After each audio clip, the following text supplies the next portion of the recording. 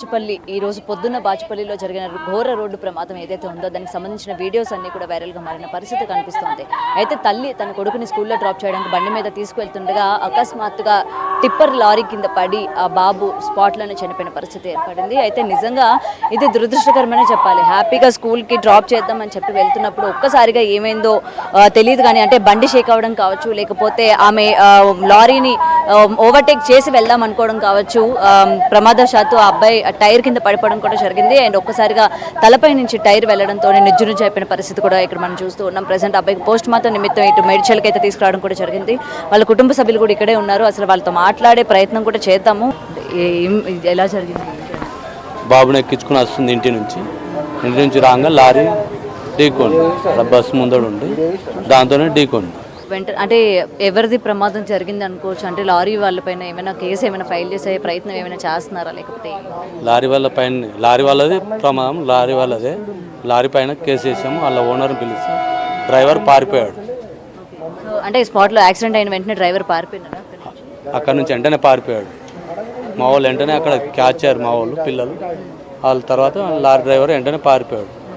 మదర్కి ఎలా ఉందండి? ఆమెకి ఏమైనా గాయాలు అవ్వడం కానీ? ఆమెకు కొద్దిగా దెబ్బలు తగిలినాయి, అంతేగాని ఓకే ఉంది. ఆమె బాగుంది. ఆమె వన్ సైడ్కి పడ్డది, బాబు అటు సైడ్ రైట్ సైడ్ పడట్లా దెబ్బ ఇంజరీ అయిపోయింది. ఎన్ని సంవత్సరాలండి మనవాడికి? 6 సంవత్సరాలు. ఎప్పుడు కూడా మీ కోడలే డ్రాప్ చేయడం కానీ చేస్తూ ఉండేదా స్కూల్కి? ఈ సంవత్సరం నుంచే జాబ్. ఈ సంవత్సరమే జాయిన్ చేశారు. మేము ఇంతకు ముందు 2 సంవత్సరాలు చేసినాము, కాకపోతే బస్సులో పంపినాం, చిన్న బస్సులో. ఈ సంవత్సరమే స్కూల్ మీద తీసుకెళ్ళాలి. పరిస్థితి బాగానే ఉంది. నీటి కాసేపు ఏర్పడుతుంది, ఎట్లా చెప్పాలా? ఇప్పుడు వస్తుంది. మేము నిజామాబాద్ నుంచి వచ్చాం. ఇద్దరు ఉద్యోగం చేస్తూ ఉంటారా ఇక్కడ? అవును, మల్లంపేట సాఫ్ట్వేరా ఇద్దరు?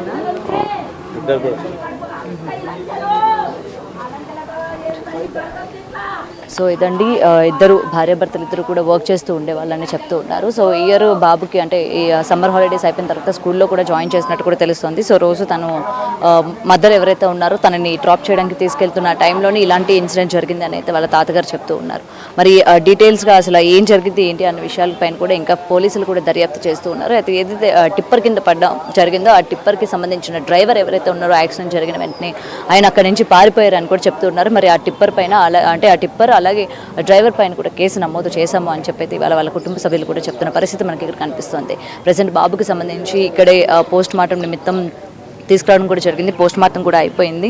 మరి వాళ్ళ ఇంటికి కూడా తీసుకెళ్ళడానికి ఇక్కడ కుటుంబ సభ్యులందరూ కూడా సిద్ధంగా ఉన్నారు. సో ఏదైనా సరే మనం డ్రైవ్ చేస్తున్నప్పుడు ఎప్పుడు కూడా చెప్తూ ఉంటారు, రోడ్డు మీదకి ఒక్కసారి వచ్చిన తర్వాత మనం ఎంత జాగ్రత్తగా ఉండాలి, లేకపోతే మనం ఏ విధంగా డ్రైవ్ చేయాలి, లేకపోతే మన పక్కనున్న వాళ్ళు కూడా వస్తున్నప్పుడు ఏ విధంగా వాళ్ళు వస్తున్నారు, మనం ఎటువంటి జాగ్రత్తలు తీసుకోవాలి, పిల్లల్ని తీసుకువెళ్తున్నప్పుడు కావచ్చు, లేకపోతే తీసుకొస్తున్నప్పుడు కావచ్చు.